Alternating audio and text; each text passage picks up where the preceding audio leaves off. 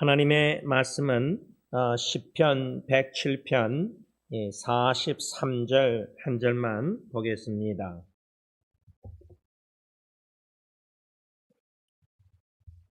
우리가 지난주 토요 새벽 기도회 때 이 말씀 중심으로 네 가지 중에 첫 번째 교훈을 받았습니다. 107편 43절 다 같이 하나님의 말씀 읽습니다. 시작. 지혜 있는 자들은 이러한 일들을 지켜보고 여호와의 인자하심을 깨달으리로다. 아멘. 지난주 토요 새벽 기도회 때 이 말씀을 읽고 하나님의 말씀 교훈을 첫 번째 교훈을 받았습니다. 제가 이 말씀을 전하고 받고 묵상하고 기도하고 주일날 월, 화, 수 이렇게 한 4, 5일 지내오면서 오늘 설교 제목 깨달아가는 하나님의 크신 사랑 어떻습니까? 지난주 토요일날 새벽기도 이후로부터 주일날, 월요일날, 화요일날, 오늘 수요일까지 뒤돌아볼 때 하나님의 사랑을 깨달으셨습니까? 하나님의 사랑을 엿보셨습니까? 하나님의 사랑을 느끼셨습니까? 체험하셨습니까? 이 질문입니다. 제가 주일날 오후에 여러분들 다 성경 공부하고 할 때에 제가 우리 김채희 목사님 부부의 우리 사위 민호 형제와 따님 성은이와 목양실에서 한 2시간 동안 주님 안에서 마음 문을 열고 마음과 마음을 이어주는 투명하고 정직하고 이해하고 공감하고 참 신나는 참 귀한 대화의 시간을 가졌습니다. 여러 번 대화를 젊은 부부와 가졌지만 지난 주일은 또 새로운 내용을 알아가면서 그러한 내용 속에서도 하나님이 어떻게 이 부부를 사랑을 베푸셨는가 저는 참 엿보면서 너무나 감사했습니다. 그냥 간략하게 돌려서 얘기한다면 매도 일찍 맞는 게 낫다듯이 일찍 맞아서 그 맞은 매 맞음을 통해서 어려운 고통을 통해서 하나님이 어떻게 결혼케 하시고 건져주셨는지를 생각할 때 참 감사했습니다. 또 주일 오후에는 제 아들 딜런의 생일을 미리 축하하고자 오렌지 카운티에서 그 여자친구 제시카와 또 막내딸 예은이랑 저희 부부랑 식탁 교제, 디저트 교제를 나누면서 또 이 젊은 커플, 앞으로 이제 결혼할 커플, 또 예은이도 마찬가지지만 자녀들의 삶을 볼 때에 하나님께서 보게 하시는 그 믿음의 눈으로 지혜로 깨닫게 하시는 거 보면 하나님이 얼마나 이 아이들을, 우리 후세대들을, 자녀들을 사랑하시는가 확신합니다. 엄마 아빠보다 어느 누구보다 하나님 아버지께서 우리 자녀들을 제일 사랑하신다는 그 믿음과 확신 속에서 그 사랑과 확신, 믿음의 눈으로 대화 만남 속에서 교제 속에서 듣고 깨닫고 알게 하실 때 참 감사했습니다. 특별히 막둥이 딸이 몰랐는데 기독교 동아리에서 이제 3학년이 돼가지고 회장이 됐다고 합니다. 일할 사람이 없다는 겁니다. 선배들이 다 졸업하고 3명밖에, 자기랑 2명밖에 안 남아서 회장직이 1년인데 아마 금년 내년 졸업할 때까지 봉사될 것 같다 하면서, 근데 기독교 동아리가 작다는 거예요. 숫자가 별로 없다는 거, 다 나갔다는 거예요. 다른 기독교 동아리는 많아지는데, 제가 어저께도 물어보니까 한 2명 프레시맨 1학년이 들어왔다고 합니다. 그런 고민, 숫자 봉사 여러 가지 속에서 또 제 아빠의 신학교 다닐 때 도서관에서 공부하고 있는데 한인 학생도 회도 안 나갔는데 회장을 저를 뽑아놔가지고 섬기게 된 계기도 딸하고 나누면서 이 리더십, 지도력을 하나님이 어떻게 이 아이를 훈련시키는가, 아빠와 대화 속에서 또 하나님의 사랑을 엿보았습니다. 여러분, 많은 부모님들이 자녀들을 놓고 기도하고 마음에 좀 간절한 소원 기도가 있는 줄 압니다. 우리 자녀들 참 신앙, 예수 믿고 구원받고 신앙생활하면서 참 귀하게 주님 앞에 앞으로 미래에 쓰임받는 참 여호수아 시대의 가나안 땅, 약속의 땅을 정복하는 그런 용맹스러운 그런 귀한 신앙의 일꾼들이 우리 자녀 후손들이 되기를 다 같이 간절히 원할 것입니다. 그런데 어떤 자녀들은 아직 교회를 떠나서 돌아오지 않고 또 신앙을 아직 또 어려운 가운데 방황하고 있고 또 믿음이 자라는 것 같으면서도 또 우왕좌왕하는 것 같고 부모가 보기에는 또 마음이 안 차고 그렇죠. 신앙이 좀 믿음이 또 이래 좀 훌륭했으면 좋겠는데 이런 고민들 부모님들 다 기도 제목 있겠지만은 하나님께서 우리 자녀들을 독생자 예수 주시까지 제일 사랑하신다는 이 진리의 말씀을 실제 가정사역 자녀 양육 속에서 교제 속에서 듣고 느끼고 보고 깨닫고 알아가는 가운데 우리 부모가 확신 하나님께서 그 크신 사랑으로 우리 자녀들을 제일 사랑하셔서 비록 우리 자녀들의 삶 속의 여정에 풍랑과 파도와 고통과 역경과 어려움과 위기가 있다 할지라도 그것조차도 하나님이 함께 하셔서 합력하여 보호해서 역사하신다는 그 믿음을 가지고 기도하고 기대하고 기다릴 수 있는 그러한 믿음이 사랑이 우리 부모님들에게 필요하다는 교훈을 받는 것입니다. 이 깨달아가는 하나님의 크신 사랑을 이렇게 가정 사역에 있어서 또 목회 가운데서 지난날 토요일부터 오늘까지 지내면서 깨닫게 하시는 가운데 지난주 토요일 날 이 시편 기자가 107편 이것을 시를 쓰면서 과거 유다 조상들 이스라엘 백성들의 조상 아마 특히 이제 출애굽 당시 이스라엘 백성들을 과거를 뒤돌아보면서 하나님께서 그 유대인들의 조상들의 시대에 어떤 상황에서 어떻게 크신 사랑을 베푸셨는가 그것을 하나님의 지혜로 깨달은 이 시편 기자가 이 107편 말씀을 이렇게 성령의 날씨 따라 기록했는데 그가 깨달은 하나님의 그 크신 사랑은 어떤 사랑이냐 한마디로 말하면 구원의 사랑입니다. 구원의 사랑. 근데 우리가 하나님의 구원의 사랑하면 예수 믿기 전에 영적으로 죽었고 영원히 멸망할 수밖에 없는 옛사람 죄인을 하나님이 독생자 예수 그리스도를 나의 구세주 주님으로 영접케 하셔서 보배로운 믿음 은혜의 선물을 주셔서 구원해 주신 그 구원의 사랑을 우리가 많이 얘기합니다. 그렇게 그것을 또 초점을 맞추고 그 구원의 사랑을 깊고 넓고 많은 높임을 평생 깨달아가야 됩니다. 그런데 여기서 시편 기자가 말하는 구원의 사랑이란 네 가지 상황에 이스라엘 열조 조상들이 처해 있었는데 그들이 고통 중에서 그러니까 어려운 위기 상황에서 첫 번째 상황이 어려운 위기고요. 두 번째는 고통 중에서 부르짖었다는 겁니다. 그럴 때 세 번째로 그 부르짖음을 들으시고 하나님이 건져주시고 구원의 사랑을 베푸셨다는 겁니다. 그런데 이 세 가지 패턴 흐름을 이 시편 110편에서 우리가 엿볼 때 우리 개인과 가정과 교회나 우리 삶도 마찬가지입니다. 우리의 상황이 이스라엘 열조들처럼 위기와 역경과 고통과 고난과 어려움 가운데 환난 가운데 어려움 가운데 있을 때 우리가 제일 먼저 하나님께 무릎 꿇고 부르짖고 간구합니다.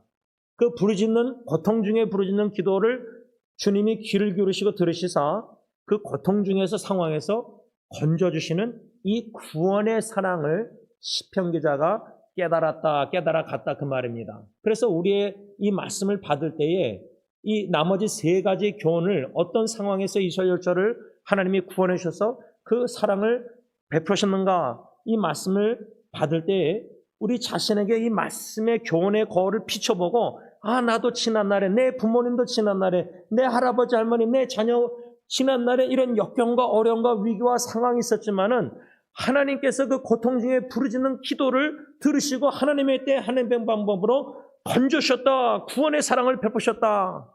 그 구원의 사랑을 깨달아가는 그리스도인이 돼야 된다. 그 말입니다. 지난주 토요일날 우리가 이스라엘 백성들의 그 첫 번째 상황에서 어떤 상황에서 고통 중에 부르짖었을 때 구원해 주는가 4절에서 9절 107편 4절에서 9절 말씀 중심으로 특별히 4절에 보면 저희가 광야 사막길에서 방황할 때에 지금 우리 자녀들이 또 후세대들이 참 이 캘리포니아 남가주가 아마 주지사가 그 사인을 해가지고 이제 학교 퍼블릭 스쿨에서 이제 트랜스젠더 여러 가지 이런 성적 교육을 이제 교사들이 가르치게 되었나 본데 책이랑 그런 게 다 실리게 되었나 본데 이것을 반대하는 어느 시에서 친노힐인가 어떤 친노 어느 시에서 반대하니까 이제 주에서 이제 벌금을 물고 뭐 하여튼 고소들하고 복잡해진 것 같은데 이러한 현실 속에서 우리 자녀들 또 우리 자녀들이 결혼해서 이제 후손들이 공립학교에서 이제 그런 교육을 받게 되는 겁니다. 이런 현실 속에서 우리 자녀 후손들 부모님들 참 어려움이 많을 텐데 이 광야 같은 세상길에 마치 이스라엘처럼 사막길에 방황한다 할 때 이거는 뭐 제가 볼 때는 이 캘리포니아 주나 나라가 이 세상이 지금 얼마나 방황하고 있습니까? 근데 제가 우리 기독교인들이 방황할 때에 탕자처럼 방황할 때 그 복음성가처럼 하나님께서는 그 방황 속에 있는 하나님의 백성들을 줄이고 목마르게 하신다 저는 생각합니다. 궁핍하게 하신다는 겁니다. 누가복음 15장의 탕자가 둘째 아들이 재산 분깃을 받아서 멀리 떠나서 허랑방탕해서 방탕생활해서 다 허비하지 않습니까? 굶주릴 때 아버지의 품을 그리워하지 않습니까? 우리 자녀들이 대학교 또 어디 보내면은 멀리 떠나보내면 부모님 밑에서 다 해주고 다 먹여주고 이게 얼마나 편한지 그게 풍족한 생활을 그리워하잖아요. 이번에 막둥이가 한 3개월 저희 집에 있다가 이제 학교 갔는데 이거 주일날 만났더니 오빠 생일인데 뭐 얼마나 이게 쏟아낼 게 많은지 학교 시작도 안 하고 룸메트 뭐 어려운 일이 있는지 막 불평을 쏟아내는 거예요. 그러니까 좀 시원하대요. 집에 있으면 뭐 얼마나 편해요. 그렇죠? 집을 나간 탕자처럼 방황해서 허랑방탕 생활. 그때의 하나님의 은혜의 축복은 궁핍함입니다. 우리는 풍부함을 원합니다. 배가 부르길 원합니다. 경제적으로도 풍부하고 궁핍하길 원치 않습니다. 근데 여러분 사도 바울이 빌립보서에 풍부함도 처해보고 궁핍함도 처해보고 자족의 비결을 배웠다고 그러지 않습니까? 어떤 때는 우리가 풍부합니다. 근데 방황할 때 하나님께서 이스라엘 백성들을 목마르고 줄이고 피곤하고 지쳐있을 때 이것이 부정적인 단어로 우리가 들리지만은 우리가 광야 같은 세상에서 주님의 길을 정도를 바로 못 걷고 세상의 유혹에 이렇게 곁눈질하고 우왕좌왕 방황할 때 궁핍하고 줄이고 목마르고 갈급하고 갈증 이런 것들이 하나님의 저는 축복 은혜라고 생각합니다. 그 굶주림 목마름 궁핍함을 통해서 어떻게 되죠? 이스라엘 백성처럼 하나님께 부르짖게 됩니다. 간절히 기도하게 됩니다.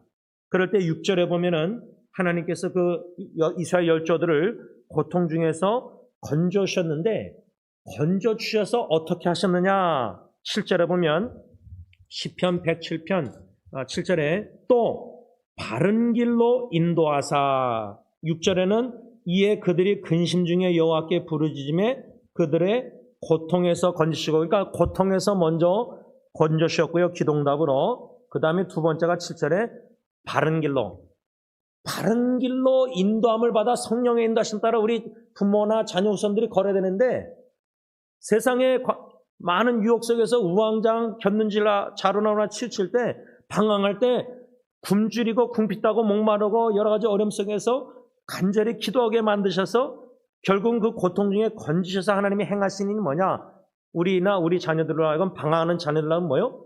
바른 길로 걷게 하신다는 거예요. 이게 저는 하나님의 크신 사랑이라고 생각합니다. 여러분 부부관계도 결혼 전에 여러 가지 어려움 역경 또 결혼해서도 여러 가지 어려움이 충분히 있을 수 있는데 그럼 가정의 부부관계 여러 가지 어려움 속에서 하나님의 상처와 아픔과 괴로움과 참 눈물 아픔 여러 가지 속에서 어떻게 하죠? 간구하게 만드십니다. 고통 중에 부르짖게 만드십니다. 그래서 그 고통 중에서 건져서 문제가 해결됐다. 그걸로 만족하면 안 됩니다. 고통에서 건져주신 다음에는 주님이 우리를 분명히 방황하던 시대에 많은 길이 보였던 길들이 고통에서 건져서 바른 길 주님 가신 좁은 그 한 길을 보이실 때 그 길을 걸어야 된다는 거예요. 그래서 제가 주일날에 우리 민호 형제 부부에게도 많은 대화 기도하기 전에 마지막으로 권면 도전을 했습니다. 여태까지는 그냥 제가 많이 듣고 상담하고 대화했는데, 이젠 모르겠어요. 하나님의 때가 됐는지 그냥 권면하고 기도해보라고 도전했는데,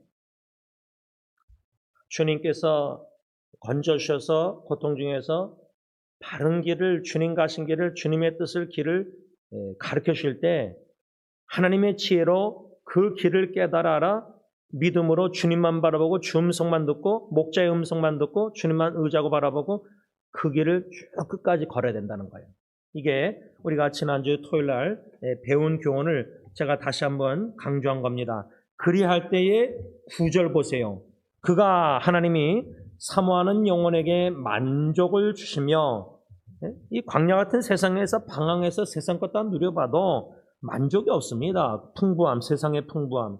주님 안에서 궁핍함이 세상에서 풍부함보다 훨씬 나은 겁니다. 그가 사모하는 영혼에게 만족을 주시며 줄인 영혼에게 좋은 곳으로 채우셨다. 그래서 8절에 뭐랬죠?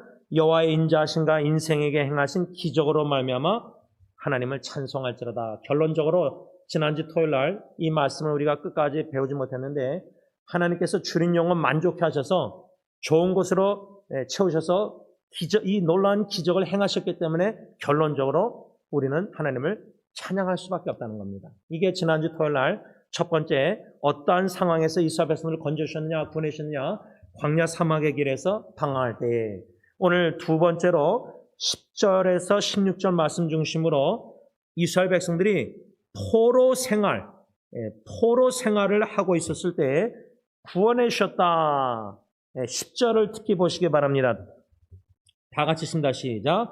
사람이 흑암과 사망의 그늘에 앉으며 곤고와 쇠사슬에 매임은.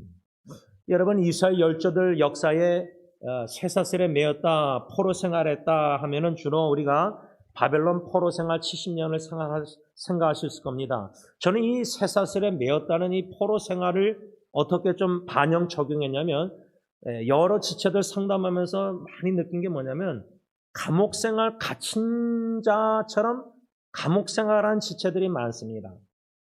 육신적으로는 자유롭습니다. 건강합니다. 질병도 없습니다. 그런데 가정에서 부모님과 부부관계, 여러 가지 관계에서 용서하기를 거부하고 용서하지 않고 용서를 하지 않고 구하지 않는 이런 심령은 제가 볼 때는 감옥에 갇힌 바 된 겁니다. 자유가 없습니다. 다시 말하면 진리를 알지니 진리가 너희를 자유케 할지라 할 때 진리로 하여금 부모님과의 관계에서 쇠사슬을 끊는 주님의 역사 속에서 자유를 누려야 되는데, 특히 우리 마마보이 같은 이 형제들 보면은 어머니의 영향을 너무 인식을 못할 정도입니다. 그게 이제 부인하게 가는 겁니다. 그걸 인식하는 자체가 제가 볼 때는 그 기적입니다. 그건 진짜 하나님의 크신 사랑 은혜입니다. 그걸 깨달아 인식했다는 게. 그래서 돌이켜서 독립해서 이제 부부관계를 온전히 해나간다. 여러분 보세요. 예를 들어서 30살에 제가 결혼했다면 30년 동안 부모의 영향을 받아서 지금 만난 지 얼마 안 된 아내하고 살 때에 부모에게 받은 이런 영향들이 이게 부부관계 영향 안 좋게 끼치지 않겠습니까? 근데 그걸 인식을 못하는 거예요. 근데 그걸 깨닫게 됐다는 거예요. 저는 그 기적이라고 생각합니다. 일상생활의 가정의 자녀의 부부관계, 결혼 여러 가지 이런 거 볼 때 이런 쇠사슬의 부모의 영향에 쇠사슬에 매였고, 이게 또 여러 다양한 중독자들도 보면은 다 감옥에 갇힌 바자는 포로 생활 쇠사슬에 매였다고 생각합니다. 중독뿐만 아니라 감정적으로 매였고 정신적으로 매였고 옛날 추억에다 과거에서 자유를 못 누리고 과거의 상처 이런 거 다 매여있고, 진리 안에 자유롭게 진짜 40년 앉은 매가 베드로 예수 그리스도의 나사렛 이름으로 일어나서 뛰고 찬양한 것처럼 멀쩡히 거고 뛰고 다 하는데 영적으로 정신적으로 감정적으로 앉은뱅이들이 너무 많다는 거예요. 시편 기자는 이 10절 말씀, 흑암과 사망의 그늘에 앉으며 곤고와 쇠사슬에 매여 있은 상태에 왜 이스라엘 백성들이 그런 포로 생활을 매여 있는 생활을 하게 됐느냐? 11절 하나님의 말씀을 거역하며 지존자의 뜻을 멸시함이라. 우리가 지난주일도 위의 것 하늘의 것을 찾으라 생각하라 추구하라 할 때 위의 것 하늘의 것은 먼저 그의 나라와 하나님의 뜻, 그런데 하나님의 나라와 하나님의 뜻대로 살지 않고 하나님의 말씀을 거역하고 지존자의 하나님의 뜻을 멸시하고 내 뜻대로 내 마음대로 마음을 강팍하게 하고 하나님의 말씀을 대적하여 불순종하는 큰 죄를 범했을 때 에레미야 22장 10절에 박윤선 박사님 주석대로 죽음보다 무서운 포로가 되는 형벌을 받게 됐다는 겁니다. 이 포로 생활이 무서운 겁니다. 우리가 바벨론에 감옥에 갇히고 일치실 때 북한에 어디에 갇히고 그게 아니라 지금 많은 정신적으로 영적으로 부모 관계에서 여러모로 부부 관계 용서하지 않고 중독에 이렇게 포로 생활 쇠사슬에 끊지 못하고 자유를 못 누리고 매여 있는 진정한 자유를 못 누리는 지체들이 너무 많습니다. 그 결과 이스라엘 백성들은 하나님의 형벌 중에 그 무서운 포로 생활에 고통. 12절 보시기 바랍니다. 다 같이 읽습니다. 시작. 그러므로 그가 고통을 주어 그들의 마음을 겸손하게 하셨으니 그들이 엎드러져도 돕는 자가 없었도다. 저는 이 말씀 생각할 때요, 부모의 강한 하나님 성경적인 사랑은 자식들이 부모의 성경적인 권면 충고 말을 안 듣고 불순종해서 마음을 강팍하게 해서 자기 멋대로 결혼하고 자기 멋대로 다 해서 뭔가 인생의 쓴맛을 보고 고통을 당할 때에 엎드러져서 하나님께 기도하지만 또 부모에게 도움을 청할 때 부모가 충분히 도울 수 있는 능력이 있습니다. 그런데 진정한 강한 터프한 부모의 사랑은 하나님 앞에서 이게 하나님의 뜻이라고 나름대로 확신하고 믿는다면 자식을 도울 능력이 있는데도 돕기를 거절하는 게 부모의 사랑이라고 저는 생각합니다. 이거는 감정에 엄마 아빠 막 감정에 끌리면은 그렇게 못합니다. 하나님이 내 자녀를 하나님과 내 자녀와 부모 관계에서 하나님이 자녀의 삶의 역사에서 궁핍함이든 포로 생활은 세상이든 징벌이든 매를 맞아서 사랑의 회초리 맞아서 우리 자녀가 고통을 당할 때 부모에게 도움을 청할 때 부모가 개입해서 하나님과 자녀 관계에서 개입해서 도울 수 있는데 안 하는 겁니다. 그게 하나님의 뜻이 아니라고 믿기 때문에. 그게 무슨 말이냐면 제가 결혼 전에 아내하고 책을 통해서 배운 것 중에 하나가 아빠가 자녀를 징계할 때 엄마는 마음이 아프죠. 그래도 개입하지 않는 거예요. 또 아내가 자녀를 엉덩이 맴매하든 징계할 때 아빠가 내가 볼 땐 아내가 불합리하게 자녀를 징계한다 해도 개입 안 하는 겁니다. 하물며 하나님이 아버지가 내 자녀를 나보다 사랑해서 개입하셔서 고통 중에 그들의 마음을 겸손케 하시면서 그들이 막 도움을 청할 때 하나님이 부모를 통해서 도움을 주시면 되지만 어쩔 때는 하나님과 자녀의 역사 속에 우리는 개입하지 말고 믿음으로 기도하고 잠잠히 기다릴 필요가 있다는 거예요. 자녀가 도움을 청하는데 도움을 능력이 있지만 돕고 싶지만 돕기를 거절하는 거예요. 여기 왜 제가 근거는 12절에 그들이 이스라엘 백성들이 고통 중에 엎드러져도 돕는 자가 없었다. 부모가 돕는 자가 아니라 자녀가 왜 우리가 개입을 안 하죠? 하나님께만 너가 간절히 도움을 청하고 기도할 때 하나님이 도우실 것이다. 부모가 도울 능력이 있지만 더 크신 능력 있는 하나님이 내 자녀를 도우시는데 돕지 않고 기다리신다는 것은 우리도 기다려야 된다는 거예요. 하나님처럼. 그런 하나님의 지혜로 분별하기가 쉽지 않죠. 막 돕고 싶죠. 재정적으로 돕고 싶고 다 돕고 싶잖아요, 부모가. 하나님이 돕는데 우리가 개입을 하면 안 된다는 겁니다. 이것이 저는 이 12절 말씀에 하나님께서 이스라엘 백성들에게 왜 말씀을 거역하고 지존자의 뜻을 멸시하니까 징계로 고통을 주셨는데 이스라엘 백성들의 마음을 겸손, 개혁한 것은 낮추셨다, 낮게 하셨다. 우리 부모가 하나님의 뜻을 거역하고 하나님 먼저 그의 나라와 그의 의를 구하지 않고 의식주를 먼저 염려하면서 막 그렇게 살면은 우리 자녀도 본받아서 하나님의 나라와 하나님의 뜻을 먼저 구하지 않고 주님의 일보다 자기 뭔가 이렇게 할 거 아니에요. 똑같이 배울 거 아니에요. 그럴 때 우리에게 가정에 고통이 있을 때 가정의 고통이란 여러모로 축복, 숨겨진 포장된 축복이라는 거예요. 그건 하나님의 지혜가 없이는 깨닫지 못하는 거예요. 43절에 하나님의 지혜가 없이는 크신 사랑 기적 행하심을 깨닫지 못하는 것처럼 고통이 주는 하나님의 가정의 놀라운 변화의 축복을, 그 변화의 축복 중에 첫 번째가 뭐예요? 우리를 낮추시고 마음을 겸손케 하신다는 거예요. 교만하니까 하나님의 말씀을 거역하고 지존자의 뜻을 멸시하는 거 아니에요. 그러니까 하나님의 뜻을 순종케 하시고자 고통을 통해서 겸손케 하시는 역사를 하나님이 우리 자녀에게 하고 있는데 부모가 무엇이간데 개입해서 그걸 망쳐야 하나님의 일하심을.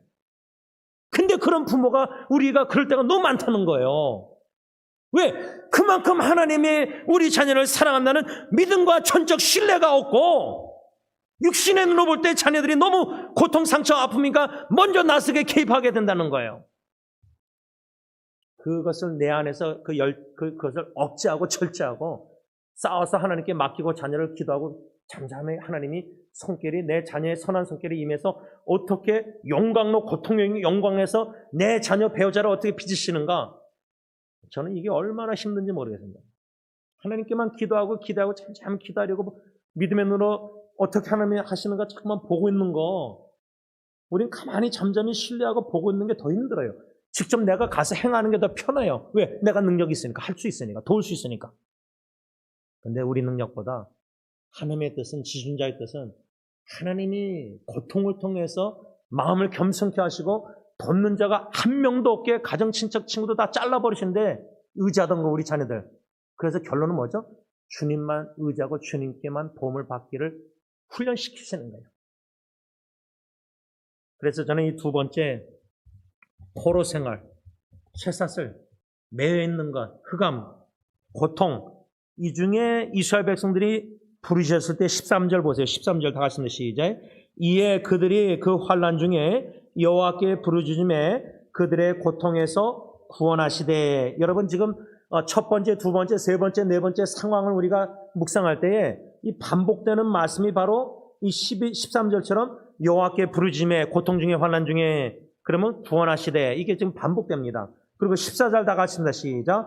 흑암과 사망의 그늘에서 인도하여 내시고 그들의 얽어맨 줄을 끊으셨도다. 우리가 못 끊습니다. 뭐 자식들 이혼하라 그런 문제 다 해결하고 끊을 것 같죠? 사람이 피조물이 어떻게 그렇게 쉽게 생각하고 쉽게 판단하고 쉽게 행동을 옮기는지, 조물주 하나님이 더 크신 뜻을 가지고 섭리를 가지고 다 계획하셔서 하나님의 때 하나님의 방법으로 다 인도하고 역사하고 빚으시고 토기장이가 막 용광로에 넣어서 막 이거 독이 걸작품 만들려고 막 하시는데 우리가 막 나서서 이렇게 하는 거예요. 그래서 저는 자녀 양육에 있어서 부모가 하나님을 전적으로 믿고 크신 사랑을 깨달아 알아갈 때 자녀들 믿음으로 독립시켜야 된다고 합니다. 자녀들이 특히 고통당할 때 도울 수 있는 능력이 나에게 있다 할지라도 하나님의 뜻이 지금 아니라면 기다리고 절제할 수 있는, 내가 그럴 수 있는가, 능력이. 그런 순종의 자세가 되어 있는가. 그 정도 하나님을 신뢰하고 하나님이 내 자녀를 사랑한다고 확신이 있는가. 결국 하나님께서 그 고통 중에 부르짖는 이스라엘 백성들을 구원하셔서 흑암과 사망의 그늘에서 인도하여 내시고 그 얽은 줄 쇠사슬을 끊으셨는데 15절 보시기 바랍니다. 다 같이 시작. 여호와의 인자하심과 인생에게 행하신 기적으로 말미암아 그를 찬송할지로다.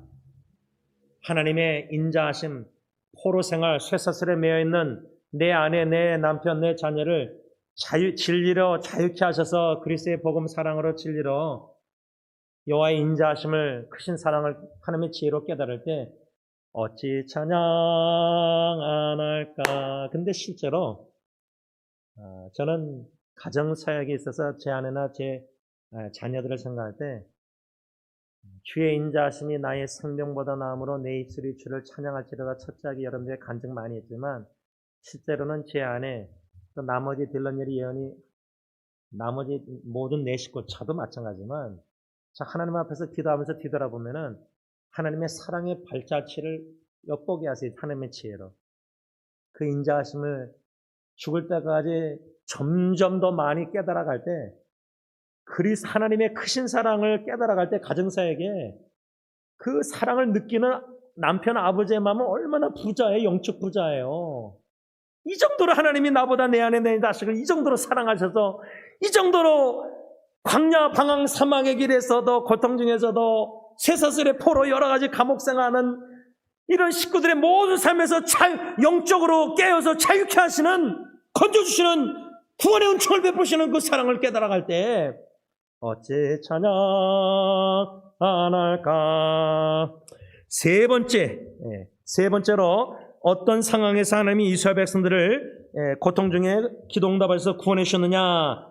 18절 다 같이 읽습니다. 시작. 그들은 그들의 모든 음식물을 싫어하게 되어 사망의 문에 이르렀더라. 이 말씀의 의미는 박윤선 박사는 어떻게 했었냐면, 이스라엘 백성들이 병들어서 음식물도 먹지 못함.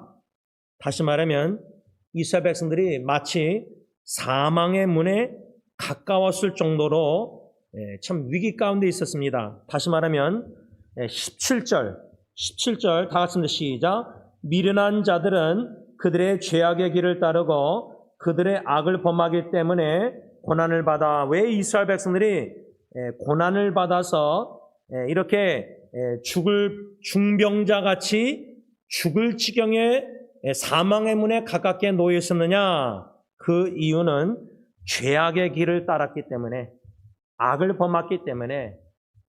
그런데 참 이 첫 번째, 두 번째, 세 번째 상황들을 이렇게 다시 한번 살펴보면은 똑같은 흐름, 한결같은 패러는 뭐냐면, 이스라엘 백성들은 신실하게 한결같이 하나님의 뜻을 거역하고 말씀을 대적하고 계속 죄악의 길을 걷고 주님의 바른 길을 걸어가지 않고 뜻을 거슬려요. 멸시해요. 한결같이 그렇게 해요, 이스라엘 백성들은. 우리도 한결같이 나 행한 거 재판할 게 없어요. 그 와중에 하나님은 한결같은 크신 사랑의 인자하심을 계속 나타내시고 베풀으시는 거예요. 어떻게? 그들의 사랑의 해초리로 때리셔서 사망의 문에 광야에서 방황할 때, 포로 생활 쇠사슬에 매여 있을 때 결론은 하나님의 징계가 뭐죠? 하나님께 간절히 부르짖게 만드시는 거예요. 겸손히 낮아져서 고통 중에. 그러면 하나님은 그걸 들으시고 하나님께서 구원해 주시고 고통 중에 건져주신다는 거예요. 제가 이 18절의 말씀에 사망의 문을 묵상하다가 성경에 또 다른 두 가지 문이 있습니다.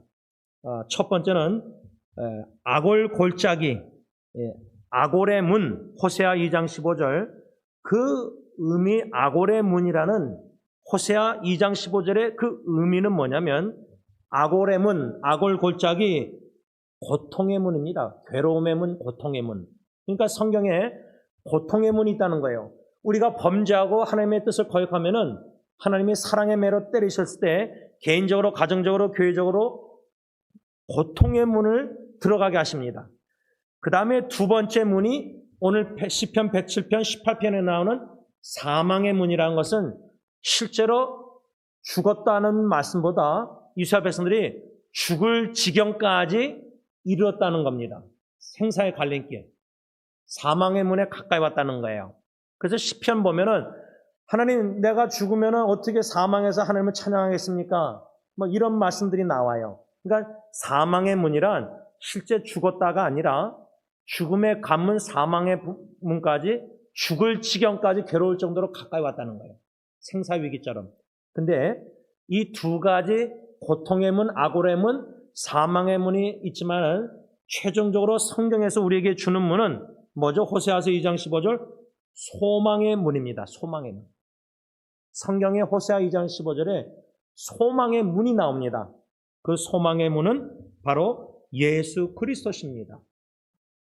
그 소망의 문으로 결국은 주님이요, 우리 가정, 개인 여러 가지 어려운 역경, 위기가 죽을 지경까지, 중병까지 걸리고, 광야에서 사망의 길에 방황하고, 쇠사슬에 포로 생활하고, 갇힘받고, 여러 가지 고통, 다양한 고통들이 가정에 임했다 할지라도 과거에 진짜 고통에 얼마나 문에 겪었어요, 고통을.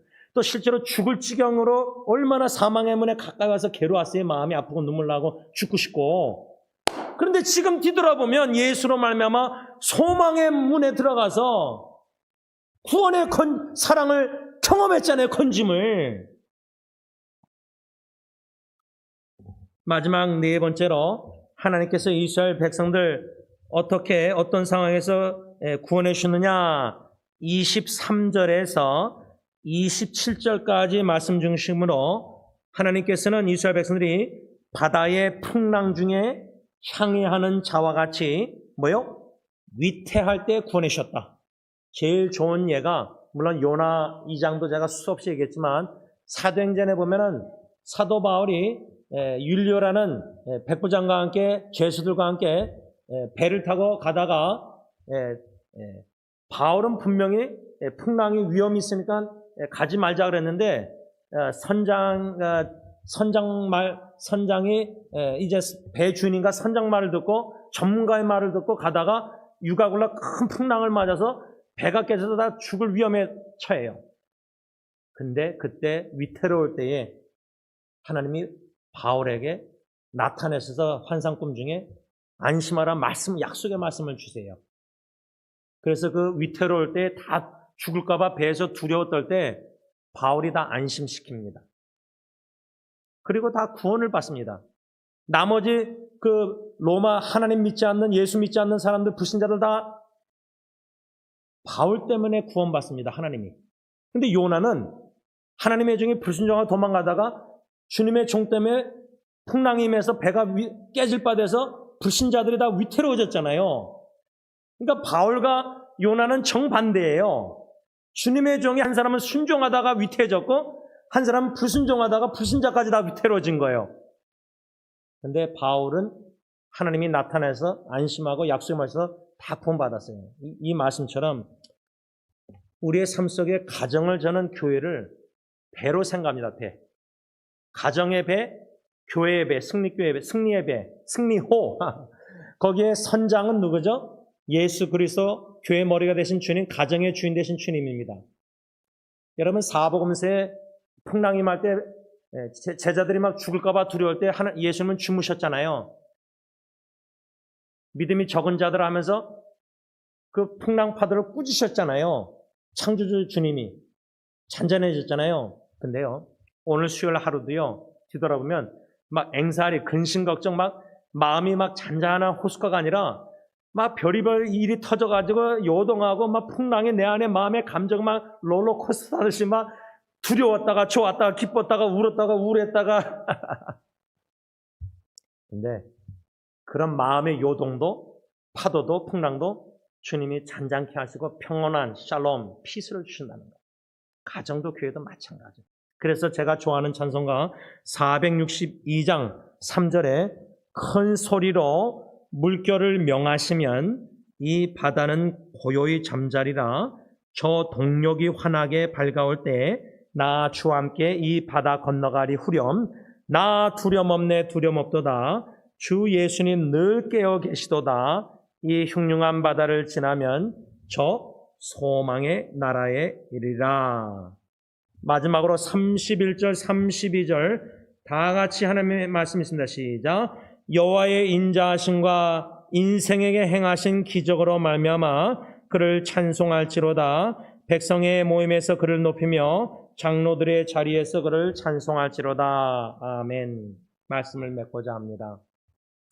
지난주 토요일 날 깨달아 알아가는 하나님의 크신 사랑 주제 아래 첫 번째 상황, 이스라엘 백성들 어떤 상황에서 하나님께서 구원 건져주셨는가, 오늘 나머지 세 가지, 이렇게 네 가지 상황을 우리가 묵상했는데 그 네 가지 상황을 간략하게 적용, 우리 삶 속에 개인적으로 여러분들 개개인 여러분들의 전화 가정, 또 교회 공동체, 어떤 모든 예수 믿는 공동체에 적용할 때 이 네 가지 상황을 한마디로 요약한다면 우리가 하나님의 나라, 하나님의 뜻을 구하지 않고 하나님의 말씀을 거역하고 불순종하고 내 마음대로 내 뜻대로 주님의 뜻대로 살지 않고 내 뜻대로 내 마음대로 살 때 하나님은 우리를 너무나 사랑하셔서 인생의 파도, 풍랑, 인생의 사막의 길, 외로운 광야의 길, 쇠사슬에 매이다시피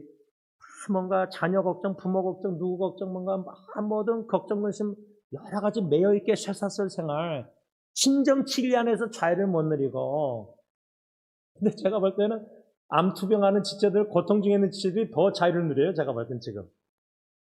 건강한 가정이 다 멀쩡한 평온한 가정들이 더 그러지 않고 어려운 가정들이 더 오히려 이렇게 자유를 누리는 것 같은데, 이러한 고통 중에서 하나님께서 결국은 우리를 겸손케 하시고 나를 도우실 분은 주님밖에 없다고 주님만 바라보고 의지케 만드셔서 간구할 때에 하나님은 반드시 구원하십니다. 왜? 하나님은 구원의 하나님이시기 때문입니다. 예수님이란 이름도 여수아, 우리 고 목사님 아들 저수아 이름인데, 여수아, 예수, 제슈아, 하나님은 구원이시다는 뜻. 우리 하나님은 누구신가? 구원의 하나님이에요. 그러니까 우리가 기대하는 대로 건지고 구원하지 않으실지라도 구원의 하나님은 하나님의 자녀들을 구원하실 수밖에 없으세요. 그 구원의 은총을, 사랑을, 크신 사랑을 저는 첫째하게 죽음을 통해서, 근데 나의 구원의 기대는 살려주시는 거지만 주님의 뜻은 불러가셔서 놀라운 구원의 사랑을 배 안에서 육지로 오면서 찬양케 하셨잖아요. 이거는 기적입니다. 인간의 상식으로는 자식이 살아야 구원의 사랑을 경험해서 찬양하는 거예요, 예배. 우리의 이성, 상식을 뛰어넘어서 하나님의 기적은 사랑의 첫째 아이가 죽었는데 구원의 사랑을 깨닫게 하시고 창공을 바라보며 성령이 하나님의 구원의 사랑을 찬양케 하셔서 굉장한 놀라운 marvelous wonderful love of God, 이 놀라운 구원의 사랑이 여러분들 삶 속에 충분히 깨달아갈 때에 주의 사랑에 감사 감격 찬양 경배하면서 주의 사랑 비치지 않고는 견딜 수 없고, 주의 사랑 찬양하지 않고는 호흡이 닿는 죽을 때까지 견딜 수 없는 마음이 된다, 그 말입니다. 기도하겠습니다. 찬양 받으시기에 합당하신 하나님, 그 이유는 하나님은 구원의 하나님이시요 우리를 구원하시는 하나님이시기 때문입니다. 우리 지난날의 인생을 위기와 역경과 광야와 사막의 길에서 방황할 때에 참으로 감옥 쇠사슬에서 참 허우적거리고 위태할 때나 모든 여러 가지 위기 역경 상황 고통 속에서 하나님 부르짖는 간구를 들어주시되 우리 뜻대로 안 하시고 하나님의 뜻대로 완전하고 선하시고 온전한 뜻대로 응답하시사 하나님의 구원의 사랑을 베풀어 주심으로 여기까지 왔습니다. 현재도 그렇고 마지막 죽을 때까지 영원히 구원의 사랑 주님이 항상 우리에게 향하시고 비춰주시고 베푸실 줄 확신합니다. 그러므로 온전히 구원의 하나님을 믿고 의지하고 구원의 사랑을 지난날 베푸신 것을 하나님의 지혜로 뒤돌아보며 깨달아 알아가게 하실 때 그 크신 하나님의 사랑을 기억하면서 감동, 감화, 감격 속에서 찬양 경배 하나님께 영광 돌리는 참된 찬양 예배자들이 다 되게 하여 주시옵소서. 예수님의 이름으로 감사하며 기도를 올리옵나이다. 아멘.